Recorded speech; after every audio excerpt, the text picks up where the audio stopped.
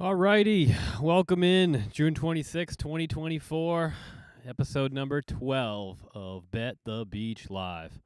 Glad you could join us here tonight. As you can see, adjusted the studio here a little bit, trying something new. The Nico's Cantina sandbar is about 20 feet to my right. I'm sitting usually where my background is for most of these episodes, but happy to be outside. I did just hear a little bit of thunder in the distance. There are some scattered thundies coming through here tonight, so if all of a sudden I start getting wet and have to cut the episode short, my apologies.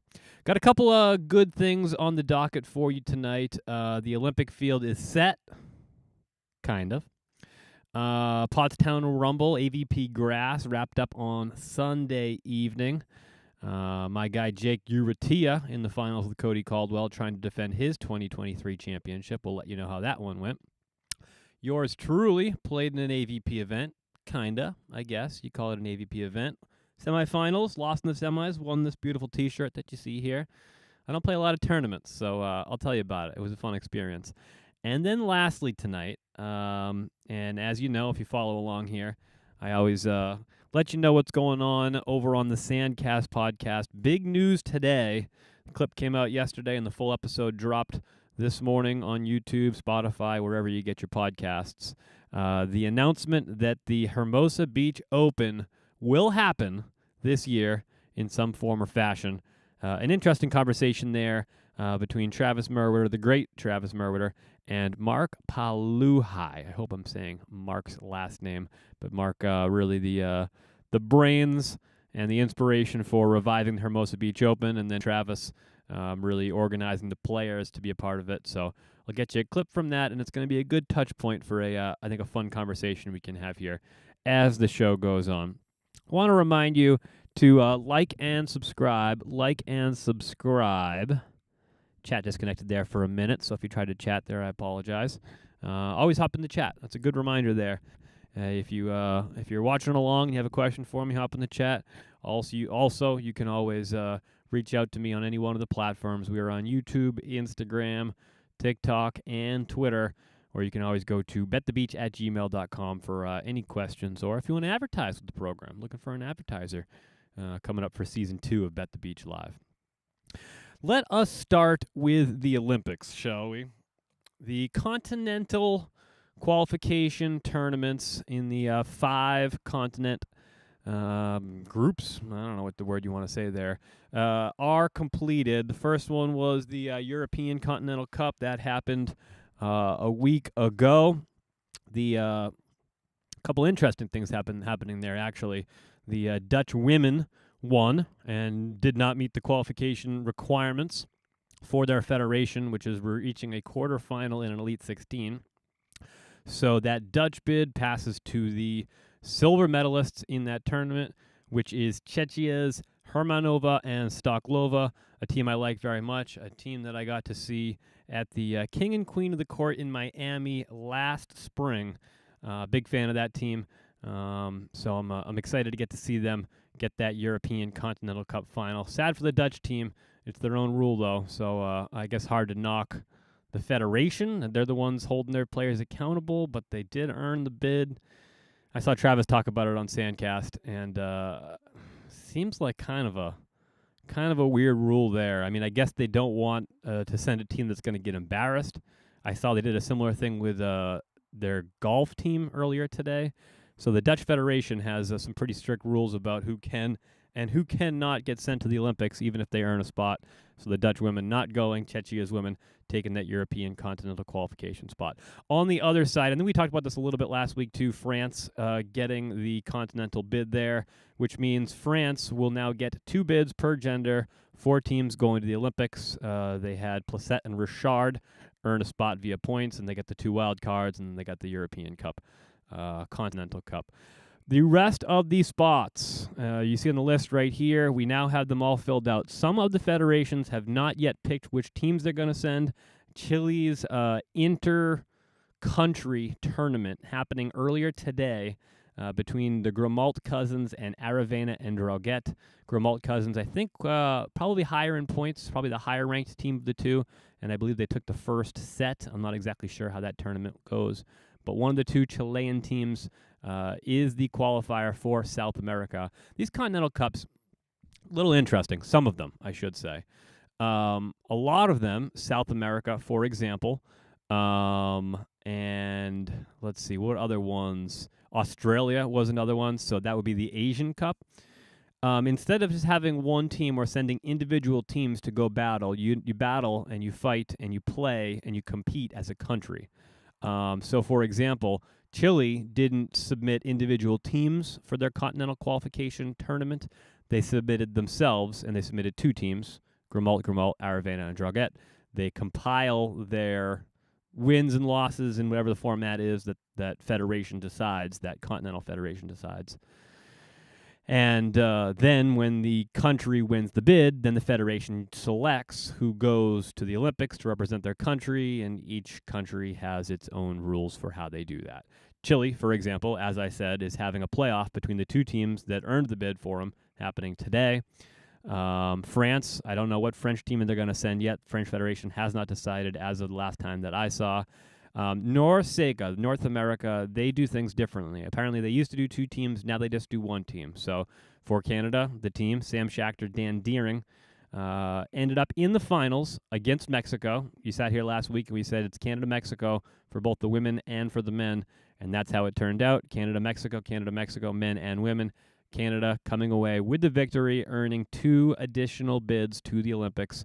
So the Canadian men will have 1 team in the Olympics. The Canadian women will have 2 teams in the Olympics. Heather Bansley, Sofia Bukovic winning the Continental Qualification Cup, and they are headed to Paris 30 days from now. And congratulations to Sam Schachter and Dan Deering, who are fighting tooth and nail to earn that final spot via points, as were Sophie and Heather for that matter. Didn't get it via points, did get it via the Continental Cup, and they won, and they are in, and they are headed to Paris.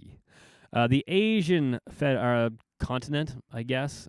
It's weird to say that because it's Asia and Australia grouped together. And, of course, Argentina, Antarctica, the 7th continent. Not a lot of volleyball going on right there. They don't get don't representation. So you get 5 Continental Cups. Australia won for the Asian Federation on the men's side. Not sure what team they're going to send yet. It's a couple of deserving teams. I believe it's probably, if I had to guess, Nikolaidis and Karasher.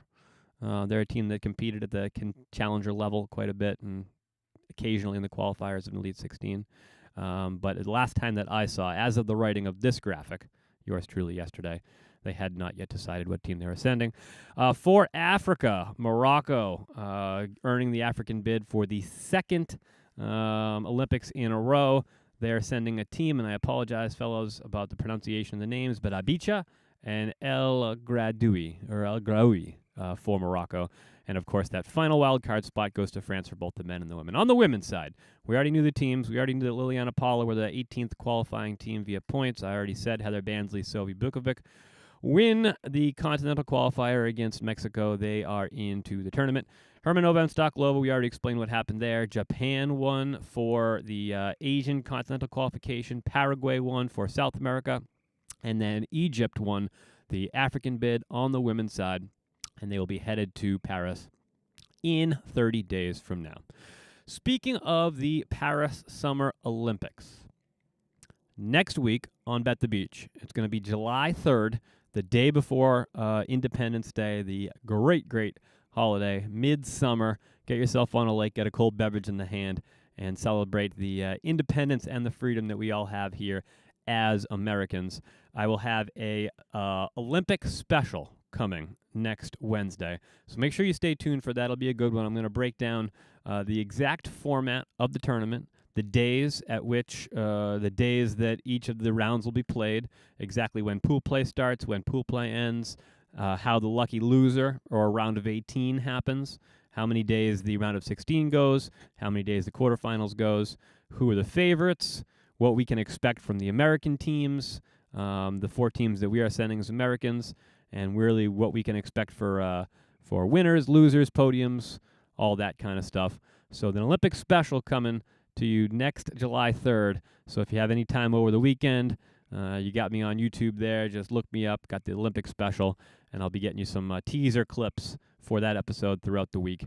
And I think that's an episode that you really enjoy.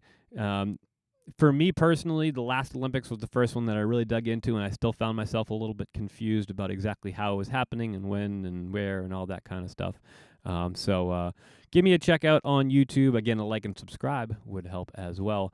But that Olympic primer, Olympic cheat sheet, that'll be coming your way next Wednesday on Bet the Beach Live, as we always do, 9 Eastern and 6 Pacific. Moving on from the Olympics. I went and played a tournament last weekend in Charlton, Massachusetts. I had to sign up on the AVP's website. I had to get my silver registration renewed on the AVP. It looks like I guess I had already played at least one tournament. Lindsay and I played a tournament a bunch of years ago. I think that's probably the only doubles tournament I've played. I guess Lindsay and I played a couple now. We played one grass and one beach tournament, one up in Brookline, New Hampshire, pretty close to the house. In any case, last week, one of the participants here at the Sandbar League, a good friend of mine, Allie, texted me and said, hey, they're playing some RCO down in the Beagle Club, Charlton, Massachusetts, hosted by Wootown Volleyball. And she wanted to know if I would want to come play some RCO with her. And I said, absolutely. Open weekend on a summer. Pretty rare for me. So I said, you know what? Let's do it. We'll pack the bag full of water. It's a hot day out there on the sand. I hadn't been to this Charlton facility, and I had heard good things. I had heard a few years ago they had done a lot of work to really improve, add courts, and add to the quality of the facility, and I really wanted to go check it out. So what I will say is this. The Beagle Club is worth it. Charlton's a little tough to get to. I mean, if you're in Central Mass, the Worcester area, it's right next door. You know, it's one town south of you.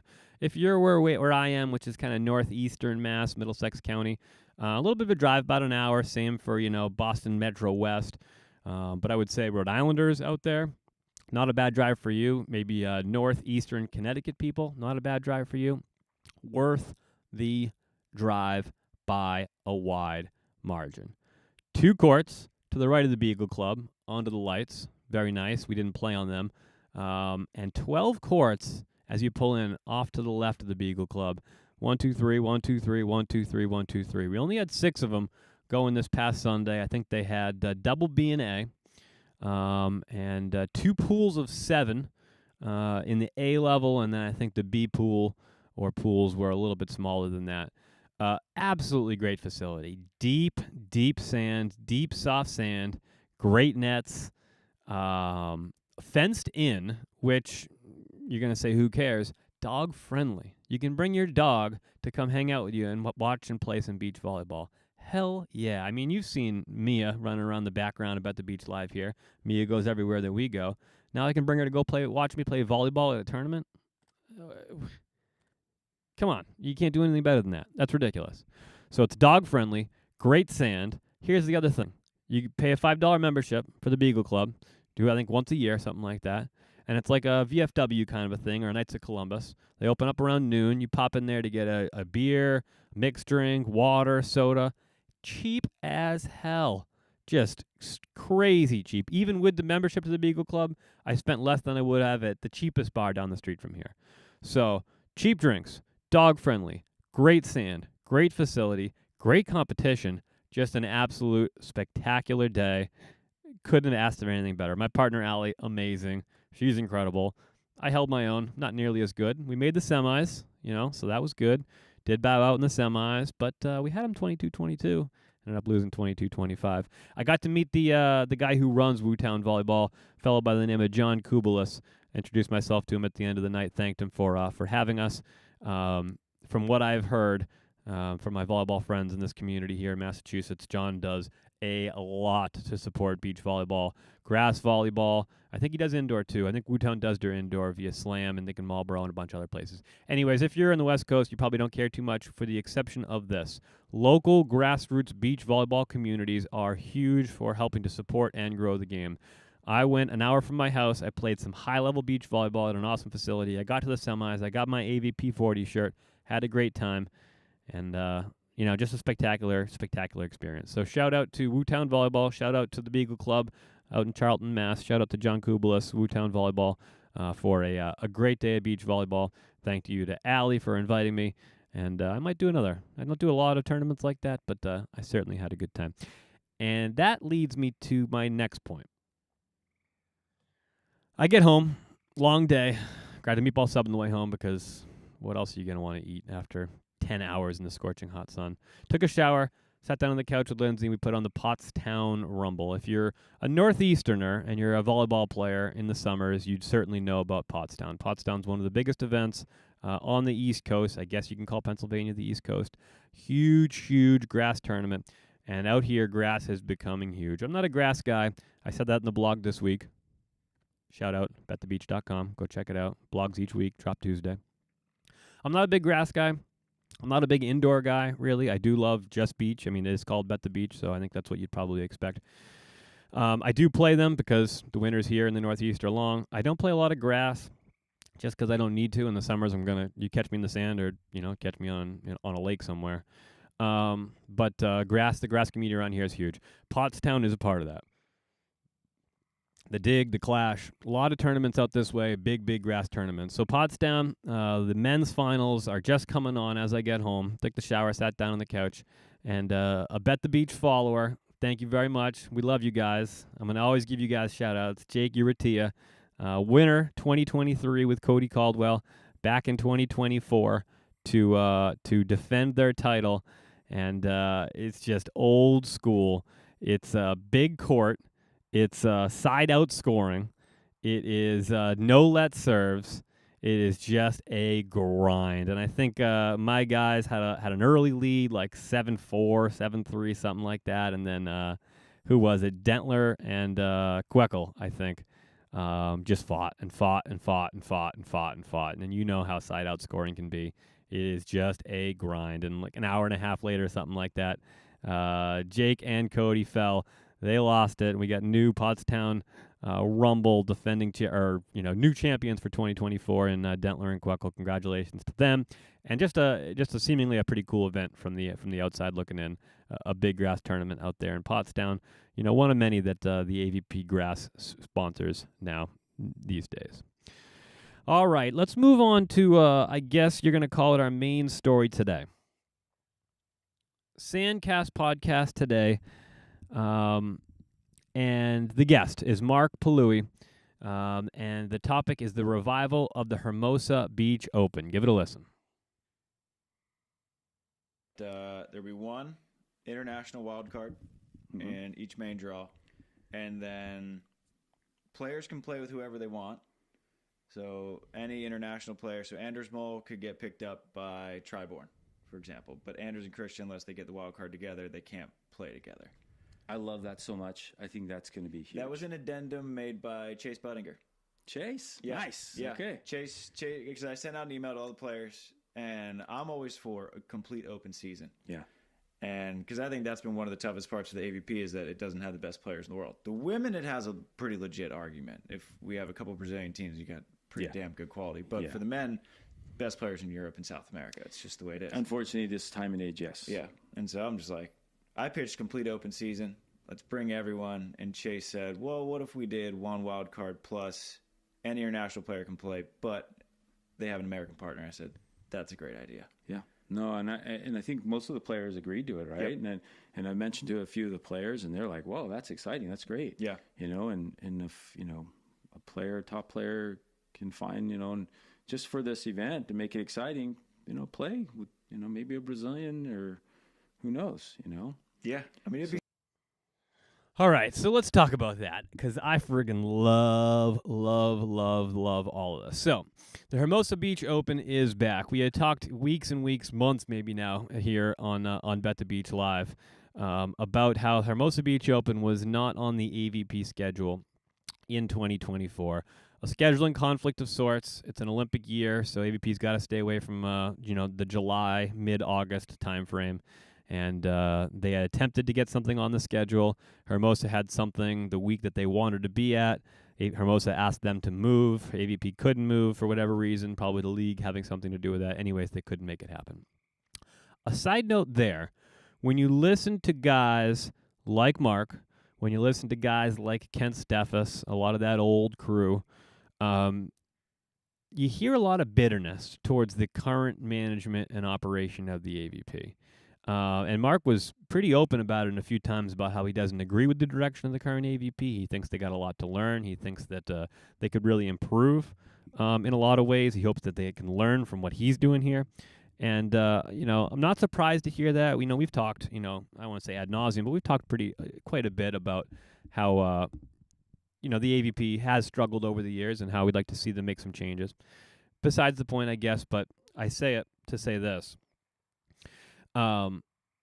This individual here, Mark, saw that Hermosa wasn't happening on the schedule. Hermosa really is the hotbed, the mecca of beach volleyball in the United States.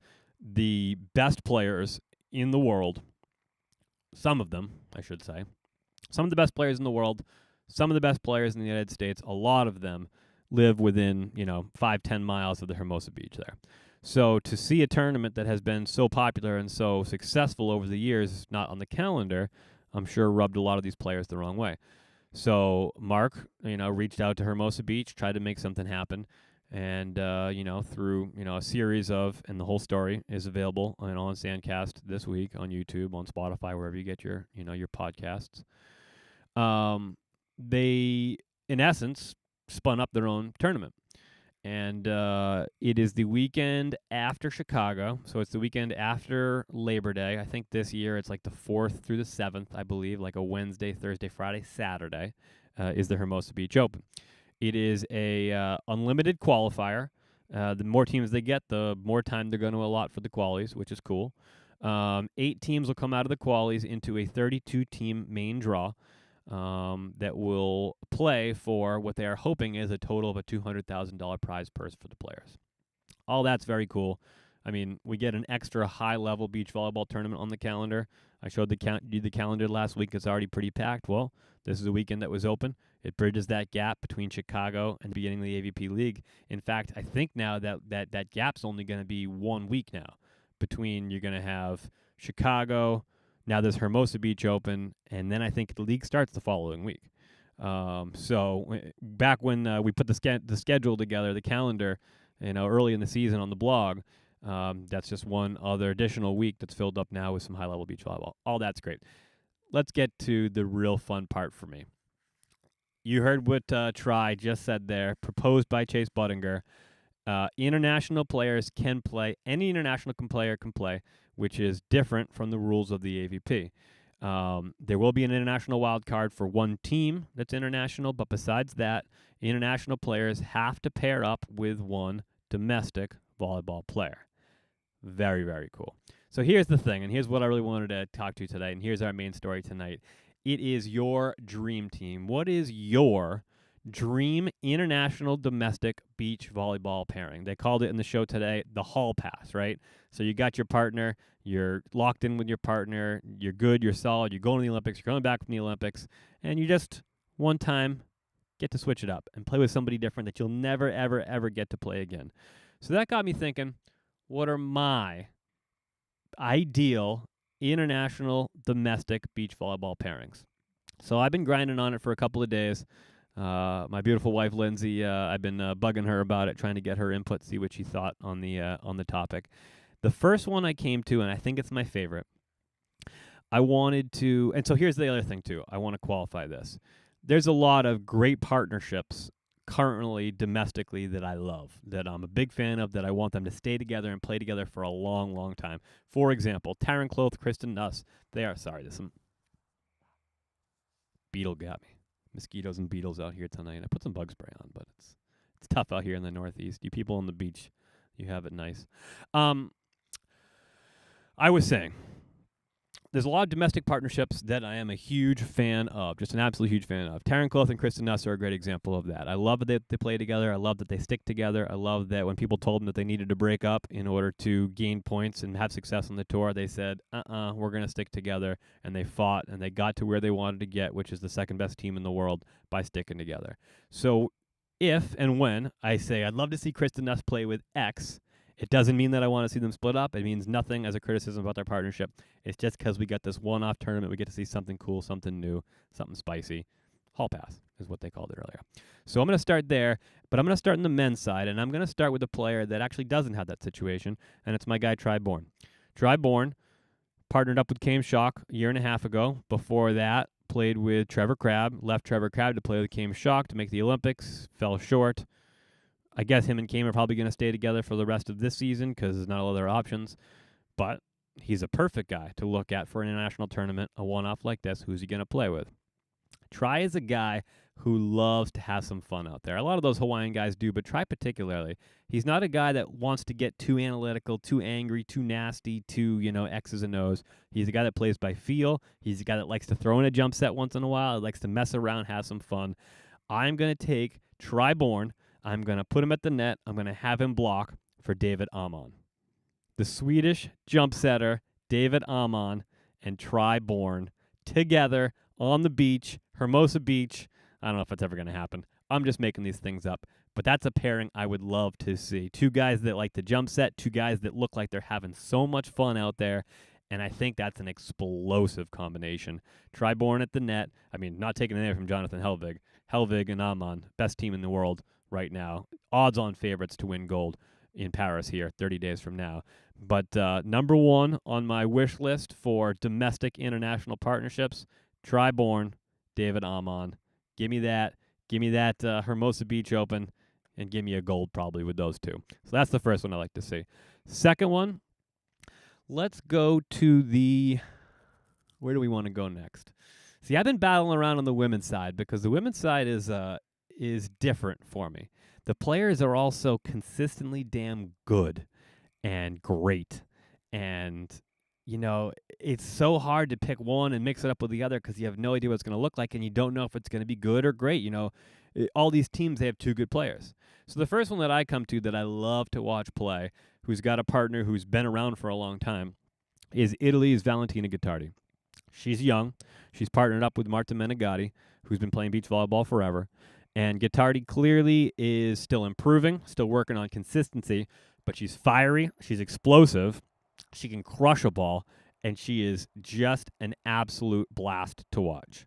So I need to pick a domestic defender to go with her. And I worked on this one for a while, and the name I came to is Haley Harward. Haley Harward is a defender on the U.S. side.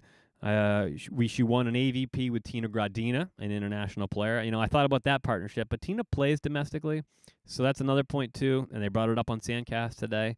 What are we doing with players like Brandy Wilkerson, Melissa Humana-Paradis, Sarah Pavin, Alisson, Filio for Brazil, Tina Gradina, who does play domestic tournaments when she has the opportunity to.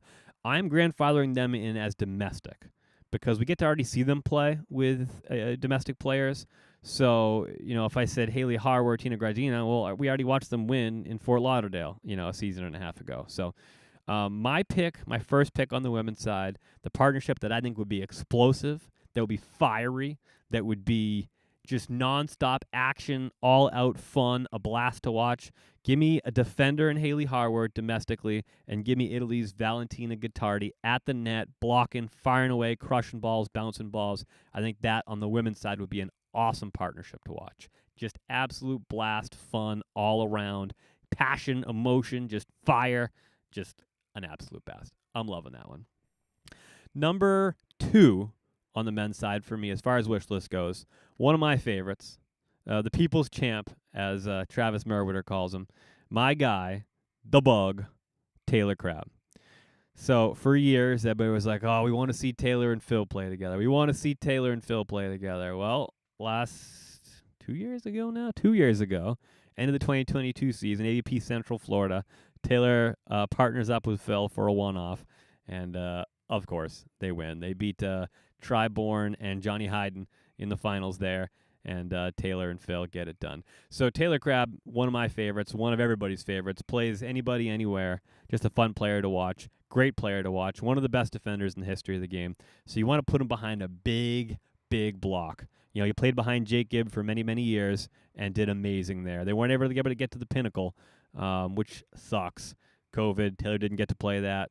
Jake was already kind of on the downside of his career. So I want to put Taylor with a monster block who is still really right there in the prime of his career. Give me Anders Mole, the absolute best blocker of all time, and give me Taylor Crabb, and that partnership, just spectacular. I'll take that all day, every day. And on the finals for the women's side, I have to go quickly here because it is just starting to rain. You got to get Duda Lisboa in there. In my opinion, in 5, 6, 8, 10, 15 years, we're going to be talking about her as one of the greatest all time. I want her with Kelly Chang. I don't think anybody, anywhere, anytime beats the partnership of Duda Lisboa and Kelly Chang. You know, you could say the same thing for her and Anna Patricia. And Patricia is very good blocker as well. I think Kelly Chang's got that fire. You see her mixing a little jump set here once in a while. I think her and Duda would be just about unbeatable on the women's side. Sorry to cut it short, just starting to rain. Glad you could join me for another episode of Bet the Beach Live. And again, we got the Olympic primer, the Olympic cheat sheet, the Olympic preview, all that next Wednesday, July 3rd, 9 Eastern, 6 Pacific, right here on Bet the Beach Live. Have a good night.